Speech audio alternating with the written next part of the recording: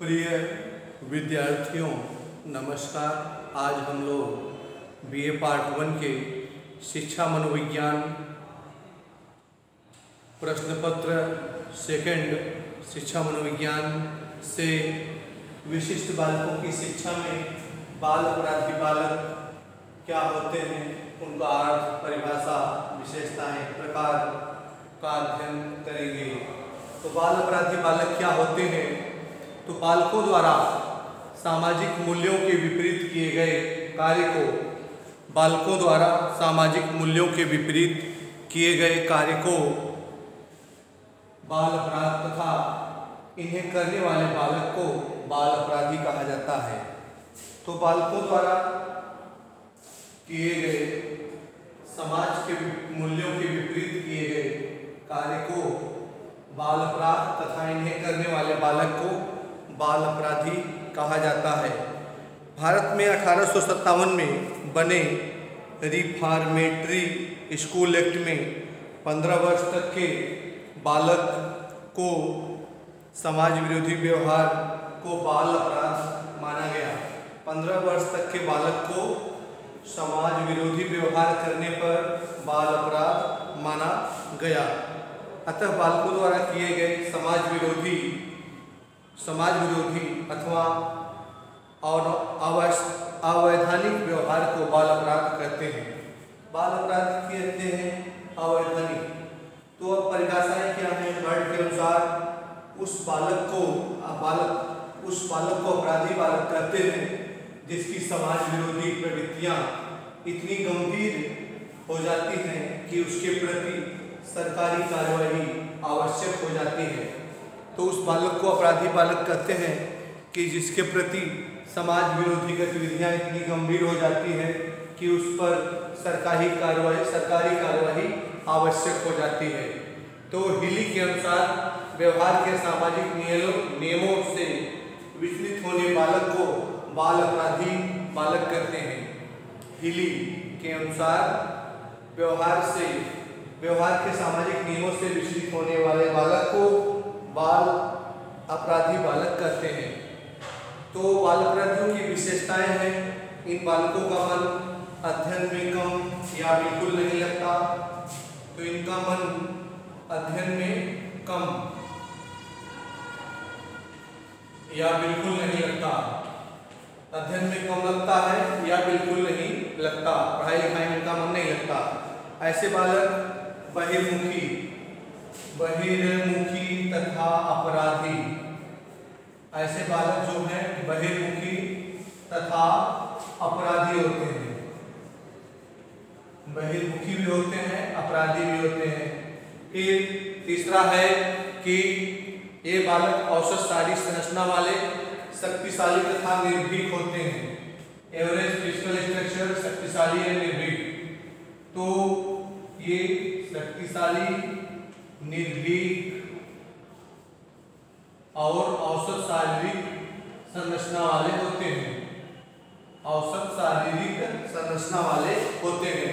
चौथा है कि इन बालकों में बेचैनी, उग्रता तथा व्यक्तित्व में अस्थिरता, बेचैनी होती है इन बालकों के, और उग्र स्वभाव के होते हैं, उग्रता, और व्यक्तित्व में परिवर्तनशील होता है। तो व्यक्तित्व क्या है कि इन बालकों में बेचैनी, उग्रता था, व्यक्तित्व में अस्थिरता होती है। तो पर्सनालिटी इनकी हमेशा व्यक्तित्व स्वभाव बदलता रहता है। फिर पांचवा ये है कि इसके गुण क्या है कि इन बालकों में ईड ईगो सुपर ईगो का संतुलन नहीं होता है। ईड ईगो सुपर ईगो, इदम अहम पराहम, सुपर ईगो का संतुलन नहीं होता है। तो ईड ईगो सुपर ईगो का संतुलन नहीं होता है। ईड क्या है? अहम। जैसे आप किसी मिठाई की दुकान पर गए और वहां आपने मिठाई का दाम पूछा और पैसे दिए मिठाई लिए। उसके बाद फिर दूसरा व्यक्ति गया, वो मिठाई का दाम पूछा, लेकिन मिठाई लिया, पैसे नहीं दिया। Ego, super ego.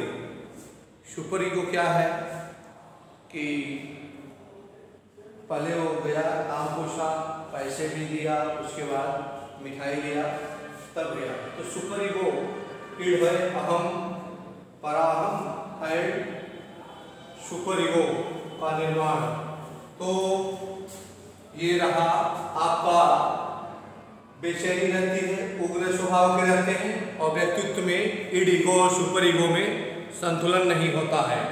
तो इस प्रकार इन बालकों में दूरदर्शिता का अभाव होता है। तो दूरदृष्टि नहीं होती है, दूरदर्शिता का अभाव होता है।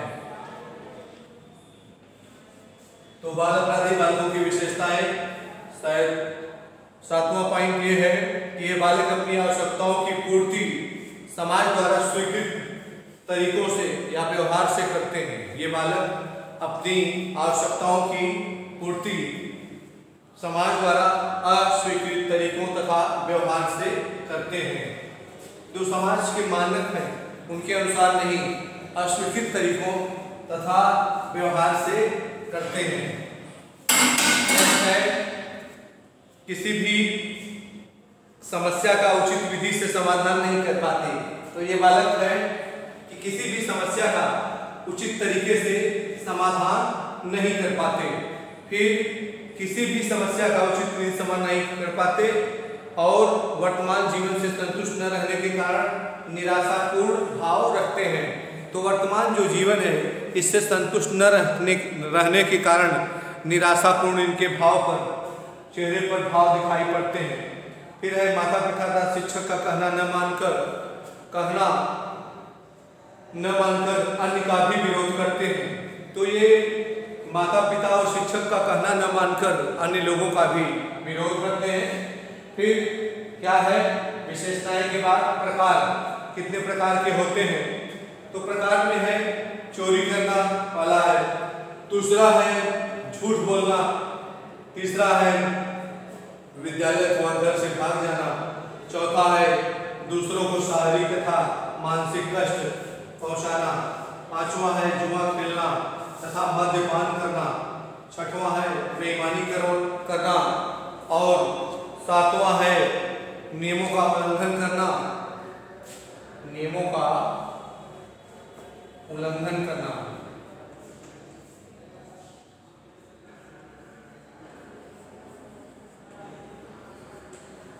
नियमों का उल्लंघन करना। आठवां है अश्लीलता का प्रदर्शन करना।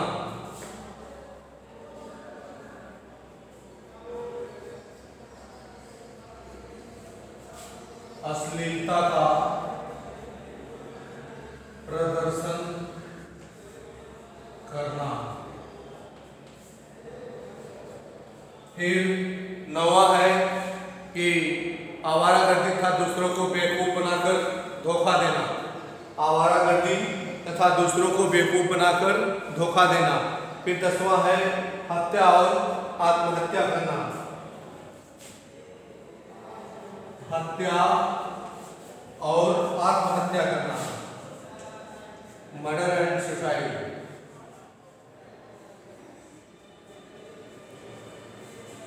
आत्महत्या करना। फिर नेक्स्ट है कि यौन अपराध, और अगला है घर, विद्यालय तथा सरकारी संपत्ति की तोड़फोड़ करना। घर का, विद्यालय का और सरकारी संपत्ति की तोड़फोड़ करना। अब हम आगे बाल अपराध के कारणों का अध्ययन करेंगे।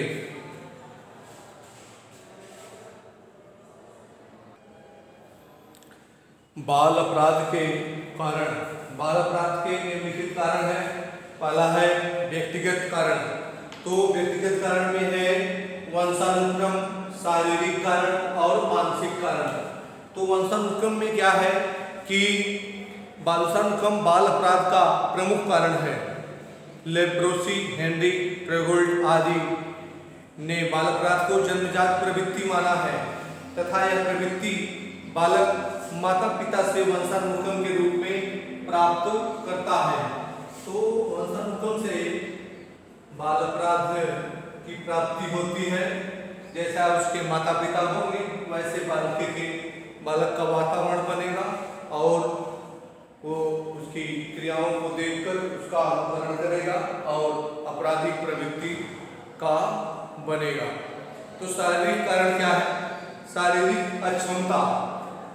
शारीरिक कारण में है शारीरिक अक्षमता, अस्वस्थता तथा शारीरिक संरचना संबंधी दोष, जैसे बहुत छोटा या लंबा कद, शारीरिक अंगों में गंभीर दोष, शारीरिक अंगों में गंभीर दोष आदि जो है शारीरिक कारण है जो जिसके परिणाम स्वरूप कमियों क्षतिपूर्ति के लिए बालक असामान्य व्यवहारों की ओर अग्रसर होते हैं तथा बाल अपराधी बन जाते हैं। ये जो शारीरिक कमियां हैं, शारीरिक अपंगता, अस्वस्थता, शारीरिक संरचना संबंधी दोष, बहुत छोटा या लंबा कर, शारीरिक अंगों में कोई गंभीर दोष, बालक में हीनता की भावना का विकास होता है, उत्पन्न होता है, जिसके परिणाम स्वरूप अपनी इन कमियों की क्षतिपूर्ति के लिए बालक असामान्य व्यवहारों की ओर अग्रसर होता है अर्थात बाल अपराधी बन जाते हैं। मानसिक कारण या कारक, बाल अपराध के कारण या कारक।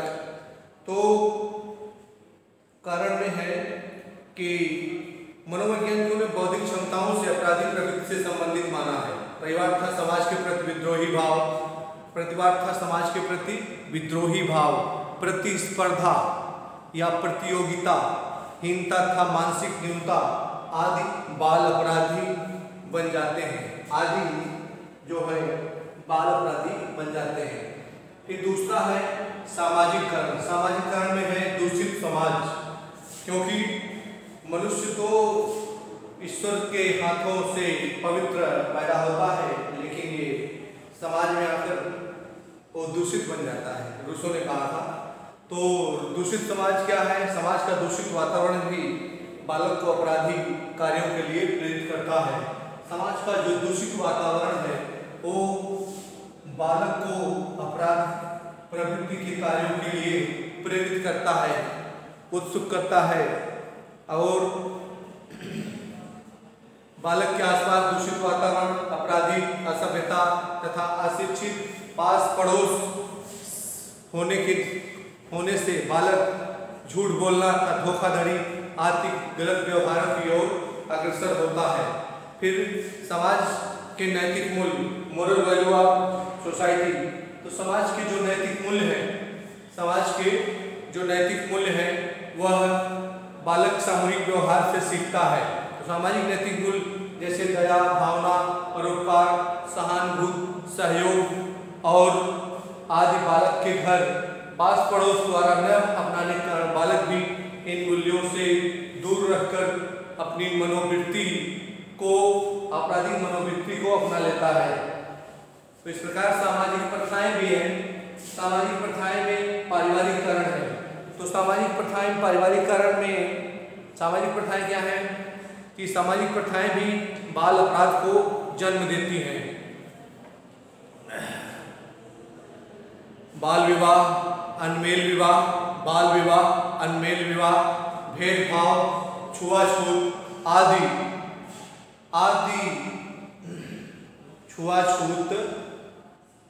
आदि कुप्रथाएं भी बाल अपराध को प्रोत्साहन करती हैं, बाल अपराध को प्रोत्साहित करती हैं। तो ये सामाजिक प्रथाएं हैं, बाल विवाह, अनमेल विवाह, छुआछूत कुप्रथाएं जो है ये बाल अपराध को प्रभावित करती हैं। पारिवारिक कारण क्या है? तो बाल अपराध के कारण परिवार से संबंधित होते हैं। परिवार से संबंधित निम्नलिखित कारण बालक को अपराधी बनाने में सहायक होते हैं। तो विघटित परिवार, तो परिवार में माता पिता के मध्य मतभेद, तलाक, पारिवारिक कलह आदि बालक के मानसिक स्वास्थ्य पर नकारात्मक प्रभाव डालते हैं। परिवार में माता पिता से भेद, तलाक, पारिवारिक कलह आदि माता पिता पर निगेटिव प्रभाव डालते हैं। माता पिता दोनों की नौकरी पर जाने से, उचित संरक्षण न मिलने से बाल अपराधी की प्रवृत्ति अपना लेता है। तो इसके बाद है अशिक्षित माता पिता। अशिक्षित माता पिता, तो अशिक्षित माता पिता बालक का उचित मार्गदर्शन नहीं कर पाते, जिससे माता पिता की शैक्षिक नियोग्यता बालक में असामाजिक व्यवहार के रूप में अपराधी प्रवृत्ति के विकास के लिए उत्तरदायी होती है। तो जो अशिक्षित माता पिता है वो बालक को उचित मार्गदर्शन, दिशा निर्देश नहीं दे पाते, उसकी गाइडेंस नहीं कर पाते। माता पिता की शैक्षिक नियोग्यता में बालक में असामाजिक व्यवहार की प्रवृत्ति आ जाती है, जिससे वह अपराधी की ओर बढ़ने लगता है। अगला है अपेक्षित व्यवहार। बालक के घर में माता पिता द्वारा उचित प्यार सम्मान न मिलने के कारण, उचित प्यार सम्मान न मिलने के कारण तो अन्य बालकों की अपेक्षा पक्षपातपूर्ण व्यवहार कारण घर के वातावरण में समायोजित नहीं कर पाता तथा अपनी तरफ माता पिता का ध्यान आकर्षित करने के लिए गलत व्यवहार, जैसे घर से जाना, भाई बहनों से लड़ना, उन्हें कष्ट पहुंचाना, किसी से बात न करना आदि की अपराध की ओर अग्रसर हो जाता है। तो अपेक्षित प्यार न मिलने से, सहानुभूति न मिलने से तो माता पिता परिवार में अपने भाई बहनों से झगड़ा करना और किसी से बात न करना, कष्ट पहुंचाना आदि उसे बाल अपराध की ओर प्रेरित करते हैं। फिर आर्थिक दुर्दशा। परिवार की आय सीमित होने के कारण, आर्थिक दुर्दशा में है कि परिवार की आय सीमित होने के कारण तथा आर्थिक स्थिति निम्न होने के कारण माता पिता बालक की सभी आवश्यकताओं की पूर्ति नहीं कर पाते, जिससे बालक की अपनी आवश्यकताओं की पूर्ति के लिए अनुचित साधनों जैसे चोरी करना, झूठ बोलना, धोखा देना आदि का प्रयोग करने से अपराधी बन जाते हैं। फिर नेक्स्ट है अनैतिक तथा अनुशासनहीनता। तो परिवार में व्याप्त अनैतिकता तथा दोषपूर्ण अनुशासन भी बालक को अपराधी बनाने के प्रभावी कारक हैं। परिवार में जो व्याप्त है अनैतिकता तथा दोषपूर्ण अनुशासन के कारण भी बालक को अपराधी बनाने के अनैतिक कारण हैं। परिवार के सदस्यों का अनैतिक व्यवहार, जैसे गाली देना, शराब पीना, मारपीट करना, परिवार में सिगरेट पीना तथा किसी अन्य प्रकार की नशा करने से बालक में गलत आदतें विकसित होने लगती हैं। परिवार में माता पिता का जरूरत से अत्यधिक लाड प्यार भी बालक में अनुशासनहीनता का भाव उत्पन्न करता है। तो जरूरत से ज़्यादा अगर बालक का दुलार लाड प्यार होता है तो उसमें भी अनुशासनहीनता की भावना उत्पन्न हो जाती है। तो विद्यालय कारक, अब हम विद्यालय कारक के विषय में देखेंगे। तो विद्यालय कारक में है कि विद्यालय का वातावरण, विद्यालय का वातावरण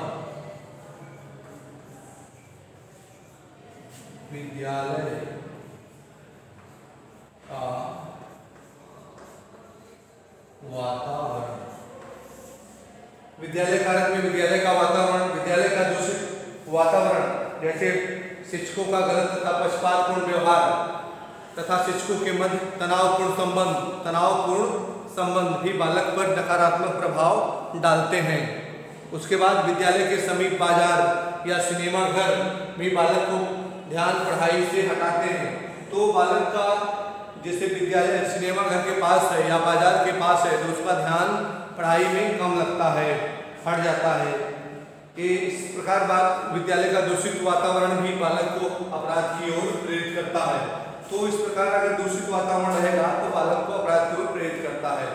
दोषपूर्ण शिक्षा व्यवस्था, फिर दूसरा है विद्यालय कारक में दोषपूर्ण शिक्षा व्यवस्था।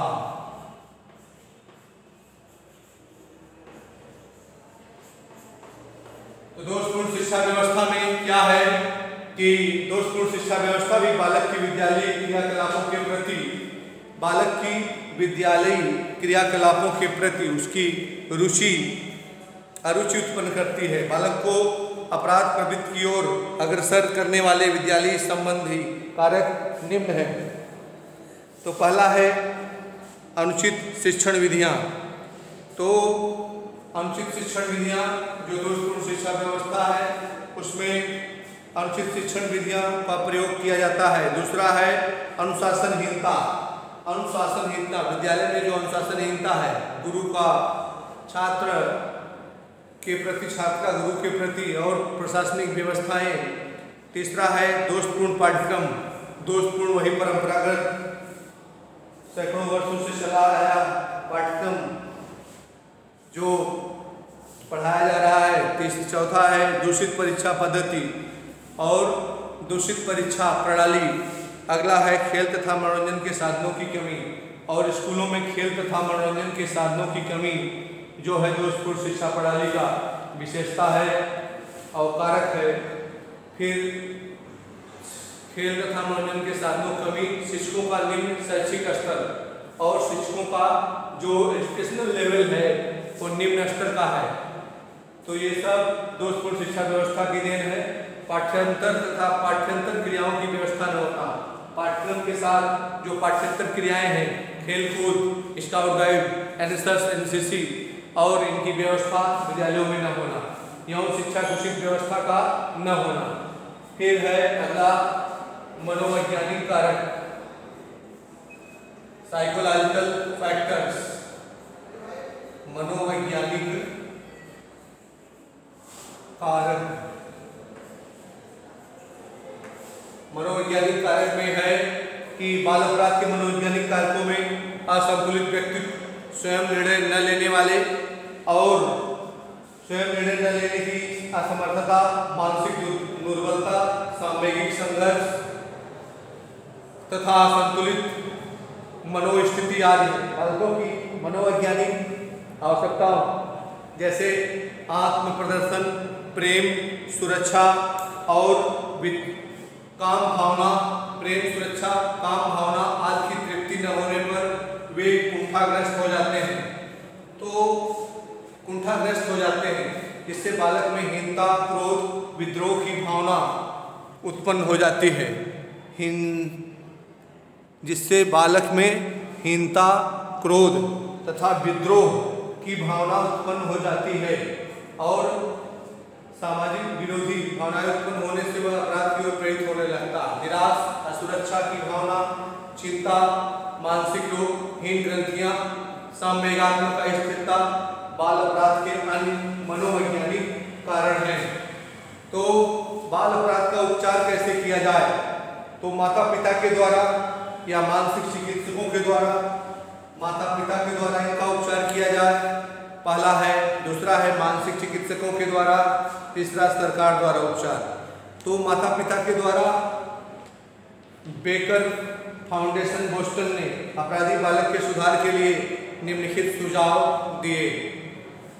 तो माता पिता के द्वारा जो है उसे सुझाव दिया गया, माता पिता का उत्तरदायित्व निभाना, माता और पिता का उत्तरदायित्व निभाना बालकों के प्रति, फिर उचित वातावरण उत्पन्न करना, फिर बालकों की रुचियों में माता पिता की सहानुभूति आवश्यक, फिर माता पिता के व्यवहार में कड़ापन न होकर नरम होना, फिर अगला है पारिवारिक गलतफहमियों को दूर करना, छठा है अच्छी तरह निरीक्षण करना, सातवां है कि बालक को कोसना बंद करना, कोसते रहते हैं ना कुछ माता पिता, फिर आठवां है बालक को रियायतें प्रदान करना अर्थात छूट प्रदान करना, और नौवां है बालक के साथ निर्दयतापूर्ण व्यवहार बंद कर देना, फिर नौवां है कि बालक के साथ निर्दयतापूर्ण व्यवहार बंद करना, बालक के अपराध को साधारण न समझना, फिर अगला है बालक पर बुरा पड़ने वाले प्रभाव डालने वाले संबंधियों को अलग करना, बालक पर बुरा प्रभाव डालने वाले संबंधियों को अलग करना। फिर नेक्स्ट है बालक की शारीरिक तथा मानसिक सीमाओं को समझना। फिर नेक्स्ट है बालक काम संबंधी भावनाओं के प्रति माता का मनोवैज्ञानिक ढंग से विचार। परिवार के अन्य सदस्यों के अनैतिक व्यवहार को समाप्त करना। फिर है अगला, इनका उपचार कैसे हो, मानसिक चिकित्सकों द्वारा। तो अपराधी बालकों का उपचार के लिए मानसिक चिकित्सक निम्नलिखित विधियों का प्रयोग करते हैं। अनिर्देशात्मक विधि है, मन नाटक विधि है, उसके बाद समाज नाटक विधि है, क्रीड़ा या खेल विधि है, अंगुली चित्रण विधि है। फिर अन्य विधियों द्वारा भी उपचार है, पुनर्शिक्षण, अनुसरण, सुझाव, वातावरण में परिवर्तन, व्यावसायिक चिकित्सा, सामूहिक चिकित्सा। फिर है अगला सरकार द्वारा उपचार। तो बाल अपराधी में सुधार लाने के लिए सरकार द्वारा निम्नलिखित उपचार और सुझाव दिए गए। पहला है परिवीक्षण, प्रोबेशन। अपराधी बालक को एक परीक्षा अधिकारी के संरक्षण में रखा जाए, जिसके लिए बालक को प्रेम तथा सहानुभूति दिखाकर अथवा दंड का भय दिखाकर सुधार का प्रयत्न करता है तथा उसे अच्छा नागरिक बनाने के लिए प्रेरित करता है। दूसरा है सुधार स्कूल। तो रिफॉर्मेटरी स्कूल, सुधार स्कूल में अपराधी बालकों को रखा जाता है। इन सुधार स्कूलों में बालकों को रखकर उनमें विभिन्न प्रकार के सुधार किए जाते हैं। फिर अगला है कि बाल बंदीगृह, चाइल्ड चिल्ड्रंस जेल। सरकार द्वारा अपराधी बालकों के सुधार के लिए बाल बंदीगृह की व्यवस्था की जाती है। बालक माता पिता मनोचिकित्सक के द्वारा भी अपने व्यवहार में परिवर्तन नहीं लाता, तो उसके व्यवहार में परिवर्तन लाने के लिए बाल बंदीगृह में भेजा जाता है। फिर किशोर न्यायालय, जुवेनाइल कोर्ट।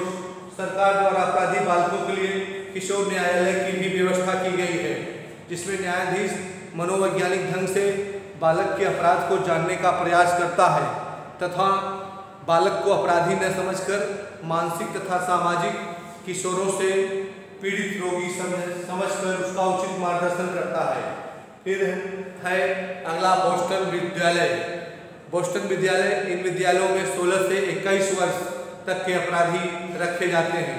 बोस्टन विद्यालयों का मुख्य सिद्धांत अपराधी बालक के व्यक्तित्व को इस तरह बनाना है जिससे वह स्वयं अपराधी प्रवृत्ति त्याग दे। बोस्टन विद्यालय अपराधियों को सुधारने की महत्वपूर्ण भूमिका निभाते हैं। तो इस प्रकार आज हम लोग बाल अपराध के कारण, उसके कारण, अर्थ, प्रकार और उपचार, उसके बाद विभिन्न कारण कारक का अध्ययन किए।